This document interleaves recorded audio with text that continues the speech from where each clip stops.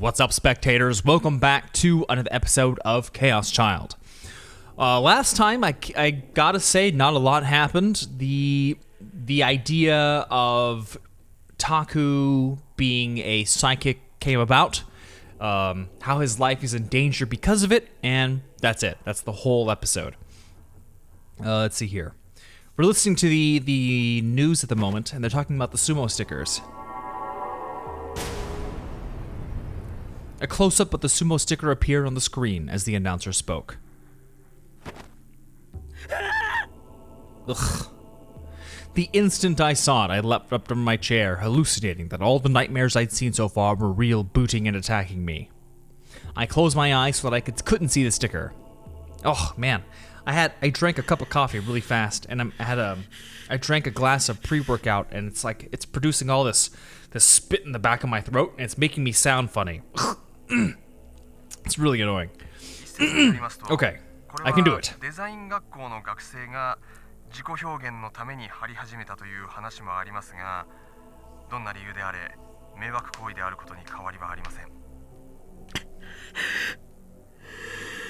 I fearfully opened my eyes and tried to catch my breath. The sticker on the screen was still staring at me with its creepy face, but nothing had happened.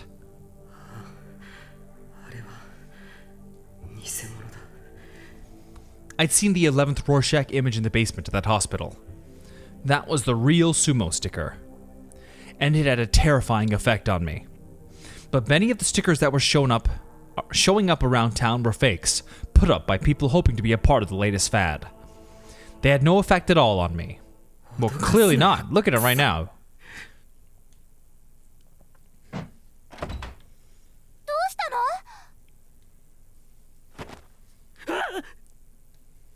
I'd finally calmed down, so when I suddenly heard a loud voice next to me, I jumped up again.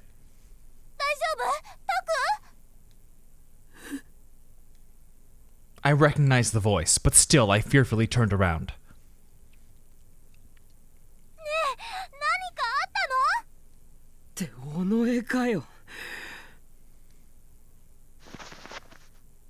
I suddenly felt so tired that I almost dropped straight to the ground, but managed to stop myself.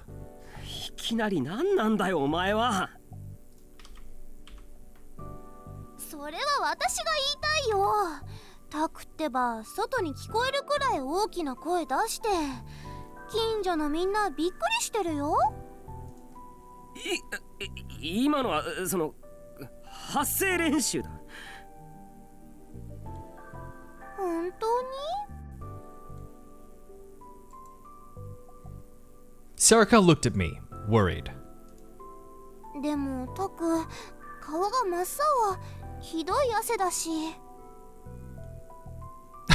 thought it said, "You're sweating, Baldy." Sarika took a handkerchief out of her pocket and tried to wipe my sweat.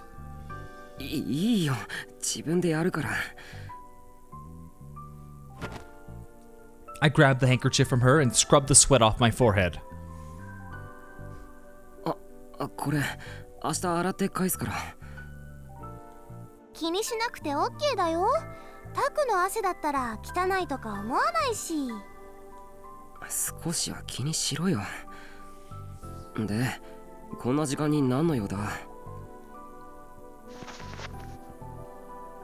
I put the handkerchief in my pocket.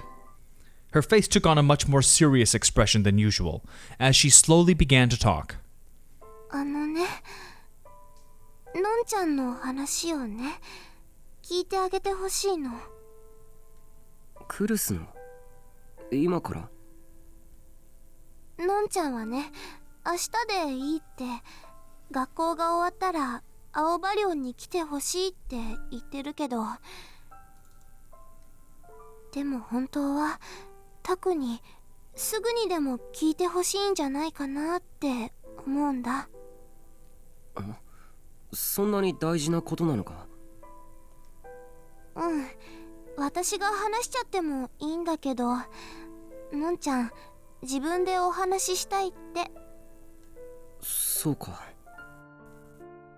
Sarika never took anything this seriously.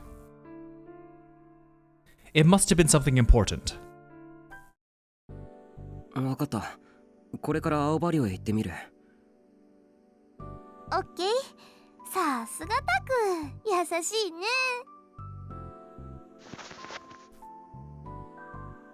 She grinned and giggled a little, then grabbed the handkerchief out of my pocket. いい日からいいから、タクの汗の匂いをじっくり堪能するんだ。やめろよ。それじゃあまた明日。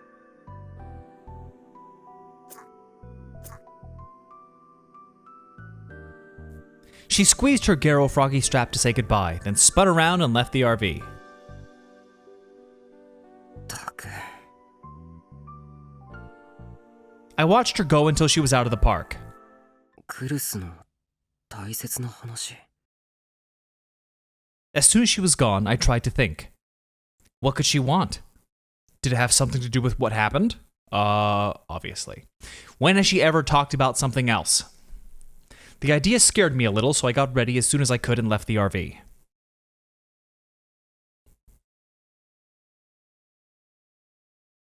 I hurried down the usual route I took to the Aoba dorm. But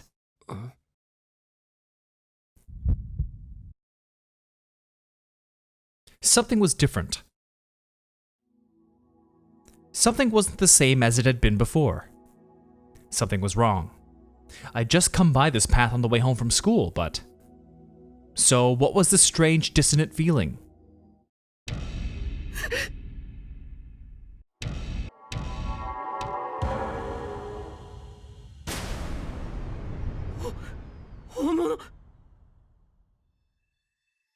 The walls, the fences, the streetlights, stickers were staring at me from all directions.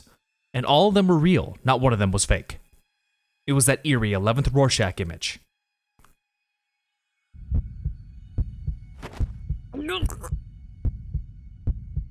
The scenery in front of me suddenly warped and twisted.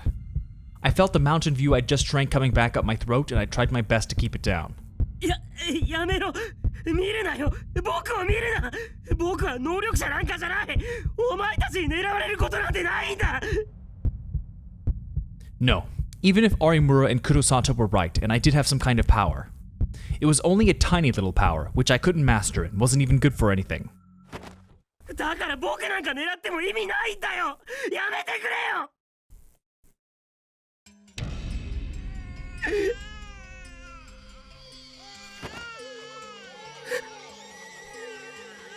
I heard a strange voice from somewhere.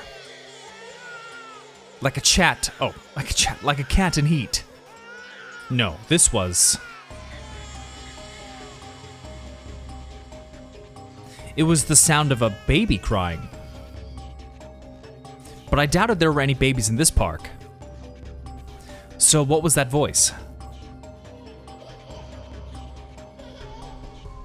And then, all the stickers that were staring at me smiled. And then slowly,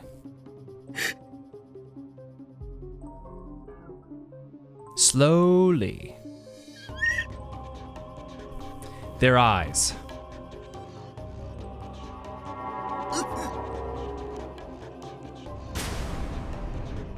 turned into a bunch of okay.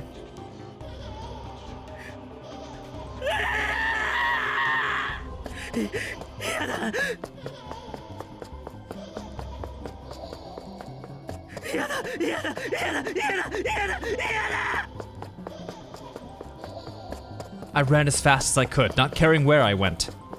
I just needed to escape from the 11th Rorschach somehow.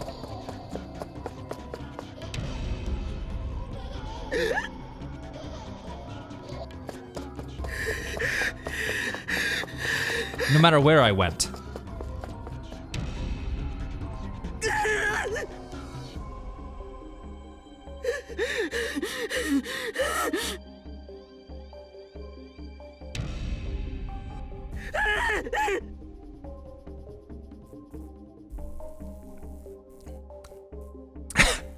Now I'm imagining him going to the airport to get away. It's there. He gets on an airplane. It's there. He's in like a totally different country and it's still there.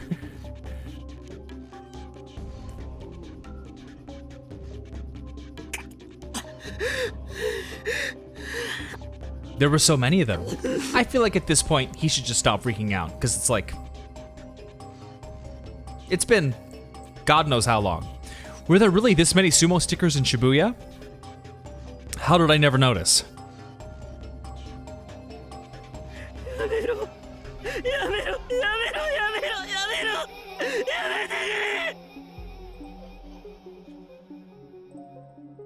No matter where I went, it was like they were following me.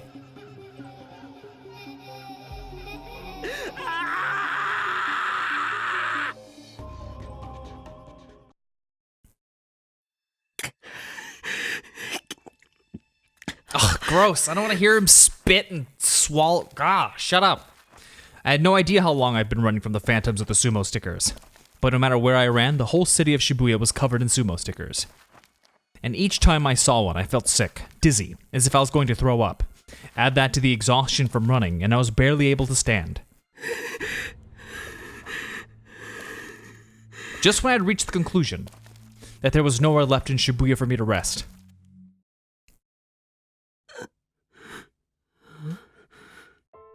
I saw a silhouette crouched in an alley. It was a person clutching their arms to their tiny body. They looked like a stray cat. It was so different from the girl I was used to that at first I thought I must be mistaken.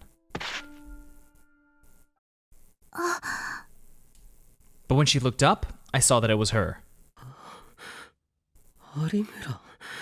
Miyashiro 先輩。何してるんだよ。こんなところで。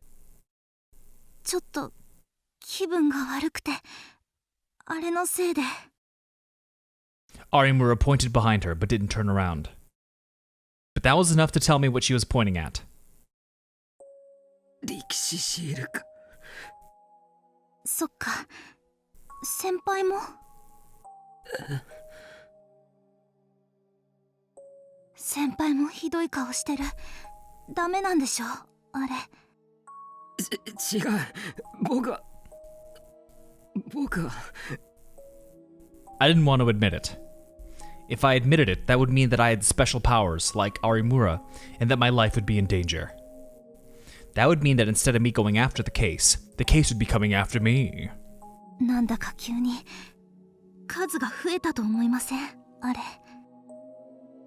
Arimura's voice was so soft that it was hard to hear her.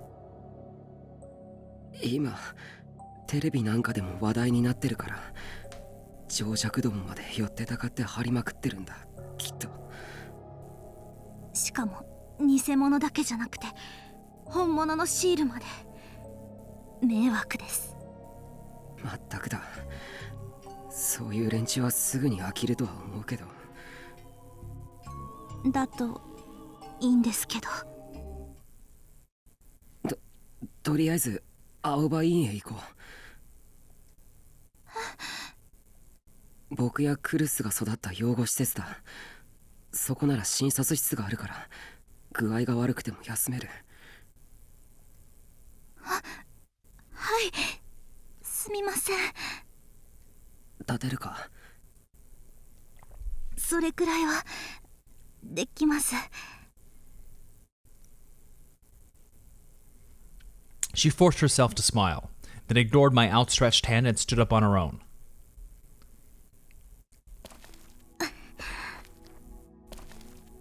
Getting to Aoba dorm was a miserable experience. I could feel the influence of the sumo stickers increasing with every step I took. 大丈夫か？はい。 Or so she said, but she didn't look good. And I wasn't in a position to be worrying about anyone else either. 早く青葉寮へ。That was the one thought that drove me forward. But, suddenly... Hey, forgot about her. She appeared before us. A woman. It was a woman with a strange presence. If we'd been on one of Shibuya's typically crowded streets, I doubt I ever would have noticed her. But on this empty street, she was impossible to miss. Her long hair covered most of her face. And with the street light to her back, I couldn't read her expression at all. but I could see the strange, hungry light that shone from her eyes through the thick hair that otherwise concealed her features.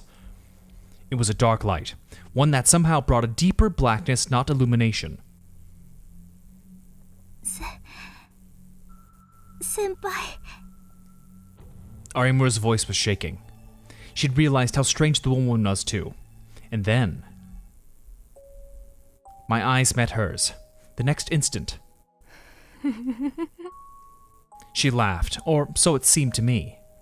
Her laugh was empty, but at the same time somehow satisfied. It was a laugh like evil itself, and it was like nothing I'd ever heard before in my life. And then in a raspy, unpleasant voice she spoke.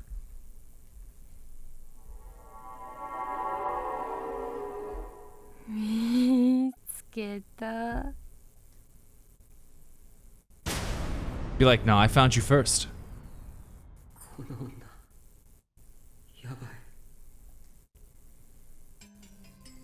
Alarm bells went off in my mind.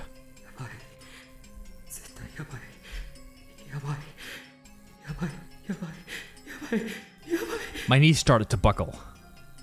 My instincts told me that she was dangerous. Arimura was staring at the woman, not moving a muscle. She probably couldn't have moved, even if she wanted to. It was like we were paralyzed. 先輩あの人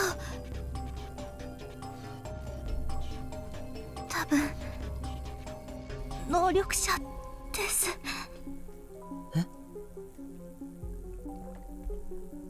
A psychic.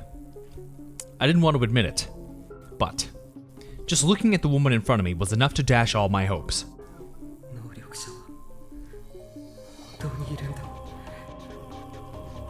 This woman, her very existence was enough to make me believe. 有村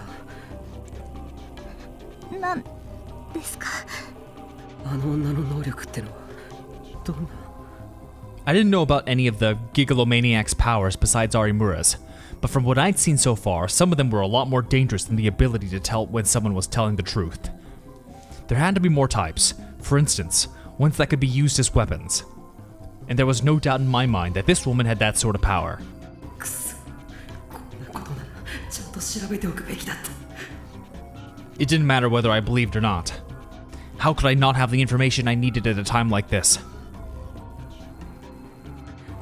有村そんなの私にもわかりませんテレパシーなのかプレコグニションなのかクレアボヤンスなのかただ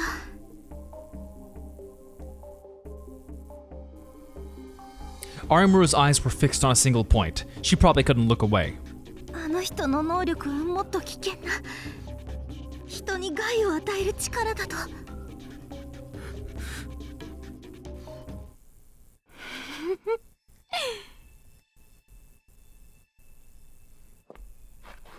The woman started walking sluggishly towards us.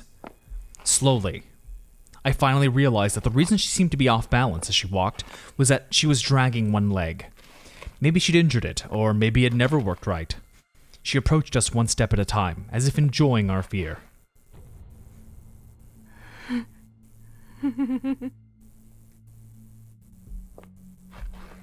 She took another step. A horrible smile was frozen on her face. Her eyes were looking straight at us, as if she didn't want to let her prey escape. 逃げなきゃダメだ But my body wouldn't move. My body had turned to stone as if I'd been stared at by Medusa.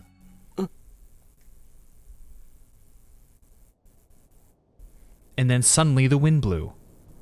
The woman's long hair flew up, and I could see just a little of her face. Arimura gasped. The woman had been terribly burnt. Her face was covered in horrible burn scars. The smile disappeared from her face. Instead, it was replaced by rage. There was nothing there but burning rage and the color of anger. She slowly brought her hands up, and then pushed them out towards us.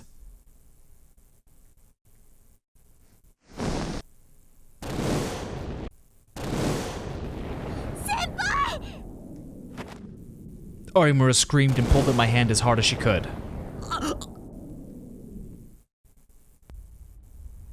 A pillar of flame sprung up right where I was standing.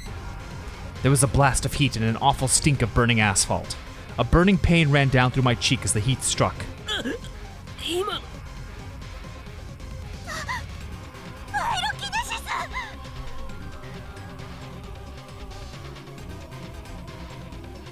Pretty cool ability, man. Fire's always cool as an ability.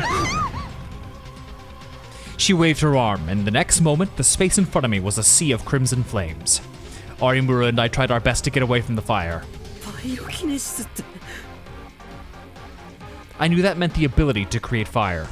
If I remembered right, it was a word created— oh my god, are we really getting into this right now? If I remembered right, it was a word created by a famous novelist. All over the world, there were historical records of unexplained fires breaking out for no clear reason.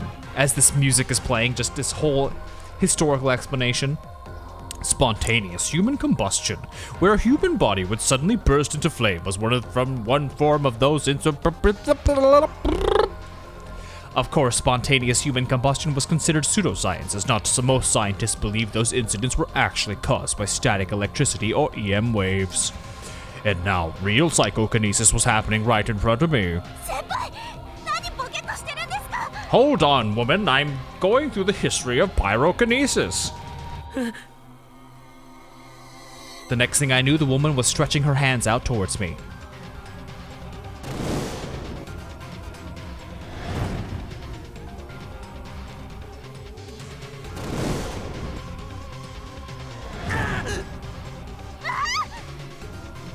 Really wish I could see what's going on. I rolled along the ground with Orimura at almost the exact same moment the fire exploded outward.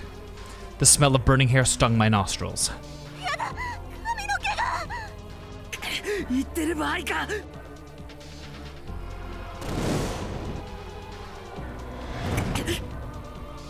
We kept moving away, only barely dodging the burning flames. Pillar after pillar of fire appeared behind us. It looked like the flames had spread to a bike and some garbage that were lying by the roadside, but I didn't have time to check.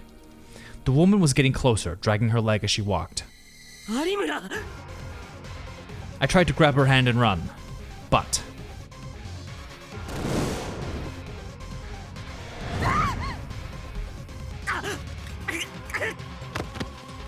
a fire appeared right in front of us, and as we tried to dodge it, we both lost our balance and fell to the ground. The planter next to us was on fire. I looked up as the footsteps got closer and saw that the woman was right on top of us.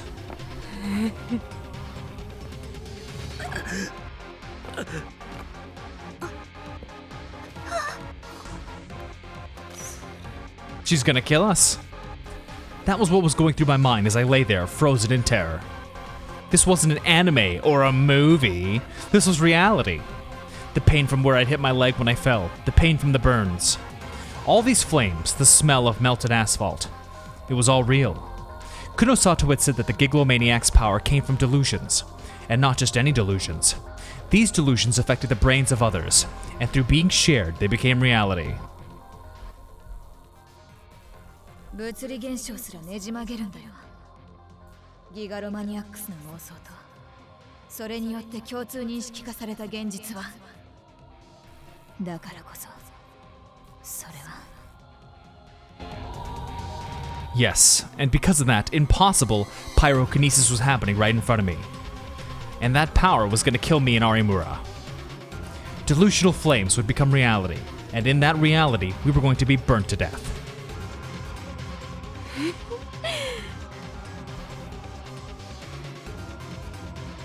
The woman slowly pointed her hand towards us. Maybe I was imagining it, but the air around me seemed to grow hotter. I don't want to die. Roasted to death by these flames.